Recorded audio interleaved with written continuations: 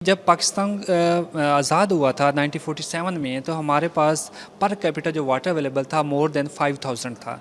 ठीक है, तो अगर आज की बात करें तो हम राउंड अबाउट 800 के पर कैपिटा वाटर के पहुंच चुके हैं। तो आप देख सकते हैं जब हम लेस देन 1000 होते हैं तो हम वाटर स्ट्रेस कंट्री में चले जाते हैं।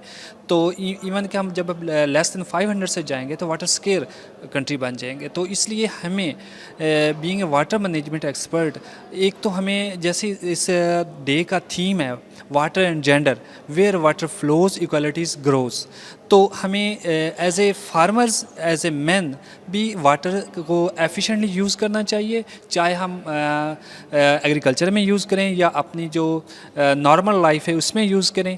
और अगर हम वुमेन की बात करें तो वो एक डोमेस्टिक कंजप्शन बहुत ज़्यादा है वाटर की, तो उसमें भी वुमेन अपना रोल प्ले कर सकती है डिसीजन मेकिंग में, पॉलिसी मेकिंग में और वाटर सेविंग टेक्नोलॉजी में। जो आज की डिमांड है कि हमें वाटर सेविंग बिहेवियर अडॉप्ट करना होगा as well as water saving technology.